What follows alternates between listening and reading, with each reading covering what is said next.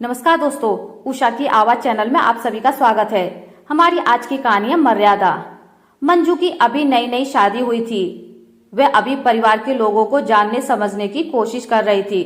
रिश्ते के सभी देवर नंद उससे हंसी ठिठोली करते हुए खुश हो रहे थे। वह भी हम उम्र के साथ घुल मिलकर खुश हो रही थी। किंतु उसने अनुभव किया कि दो जोड़ी आंखें उसी पर स्थिर रहती हैं। ना जाने उन निगाहों में ऐसा क्या था कि वह असहज हो जाती। एक स्त्री को गलत निगाह को समझते देर नहीं लगती। वह अनदेखा करने की कोशिश करती, किंतु जब भी उसकी निगाह उठती उस शख्स को घूरते ही पाती। वह उसे पहचानती भी नहीं थी। नई नई घर में आई थी, किससे कहे और क्या कहे। ना जाने उस शख्स का क्या रिश्ता है इस घर से। वह खुद ही उनसे दूरी बनाकर रहती, किंतु वह उसके आसपास ही मंडराता रहता। शायद उसकी चुप्पी को वह कुछ और ही समझ रहा था। मंजू मेहमानों के जाने का इंतजार कर रही थी कि शायद वह भी कोई मेहमान हो और चला जाए। क्यों आते ही वह घर में बखेड़ा खड़ा करे। 4 दिन में एक एक करके सारे मेहमान विदा हो चुके थे, किंतु वह शख्स नहीं गया। अब उसे समझ आ गया कि वह घर का दामाद है। बड़ी नंद अभी रुकी हुई थी और वह उनके पति थे। मंजू का मन तृष्णा से भर उठा।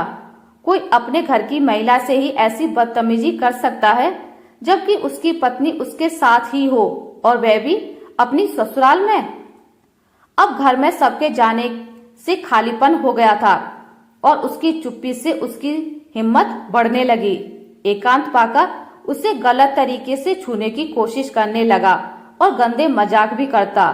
मंजू बेहद परेशान, क्या करे, पति को कहे, पर क्या वो अपने जीजाजी के लिए ऐसी बात सुनकर मेरी बात का विश्वास करेंगे या मेरे ऊपर ही तोहमत लगा देंगे। मंजू बड़ी दुविधा में थी, करे तो क्या करे। सासू माँ को बोलूं क्या। फिर तुरंत ही उसके मन में आया कि मुझे अभी इस घर में आए केवल 10 दिन हुए हैं, कहीं वो मुझे ही गलत ना समझ लें।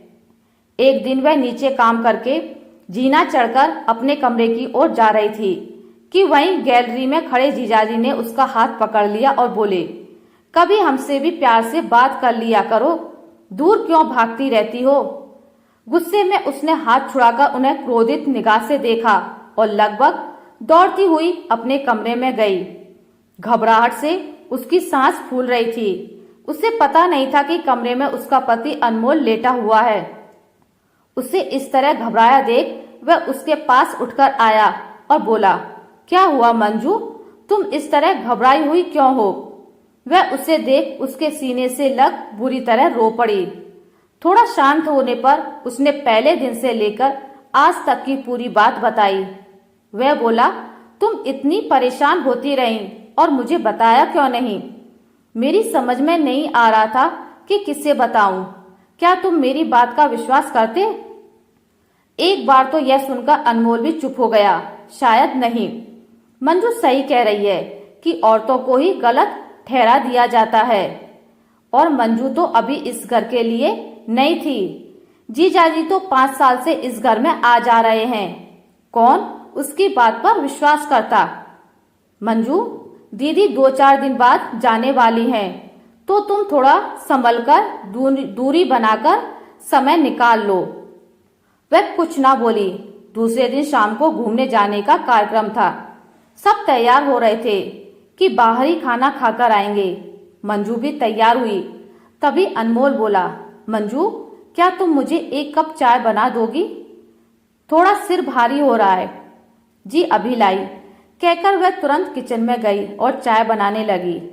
तभी पीछे से घात लगाए जीजाजी आए और उसकी कमर में हाथ डाल दिया।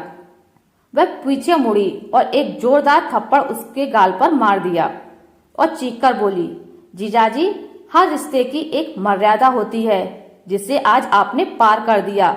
यदि रिश्ता आगे भी रखना चाहते हैं तो अपनी मर्यादा में रहना सीख लें, अन्यथा आपको नहीं मालूम कि मैं जूडो कराटे की चैंपियन हूँ, तो आगे से अपना ध्यान रखना।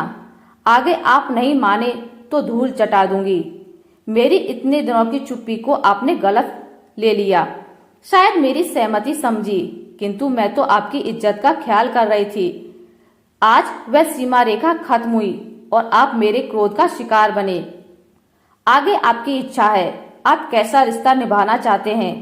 उसकी चिल्लाहट सुन वहां अनमोल समेत परिवार के अन्य सदस्य भी आ चुके थे, जिनकी समझ में कुछ आ रहा था, कुछ नहीं।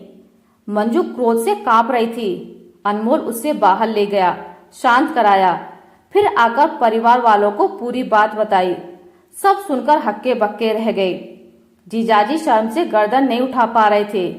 दीदी उन्हें खा जाने वाली निगाहों से देख रही थी। समझ नहीं आ रहा था कि परिस्थिति को कैसे संभालें। पापाजी बोले, दामाद जी, मुझे आपसे ऐसी उम्मीद नहीं थी कि तुम छोटी बहन समान मंजू के साथ ऐसा करोगे। जो हुआ उसे भूल आगे से अपनी मर्यादा में ही रहना, वरना इस घर के दरवाजे तुम्हारे लिए हमेशा के लिए बंद समझो। मेरे लिए दोनों ही रिश्ते अहम हैं। यदि तुम दामाद हो तो मंजू इस घर की बहू है, हमारे घर की इज्जत है, जिस पर कोई नजर डाले यह बर्दाश्त नहीं होगा। आगे तुम स्वयं समझदार हो। पापा के निर्णय पर सबकी मौन सहमति थी। आशा करती हूँ आपको मेरी आज की कहानी अच्छी लगी होगी। अगर आपको मेरी कहानी अच्छी लगी है तो इसे लाइक करें, ज्यादा से ज्यादा शेयर करें, और अगर आप मेरे चैनल पर नए हैं तो इसे सब्सक्राइब करना ना भूलें। मिलते हैं एक नई कहानी के साथ, तब तक के लिए नमस्कार।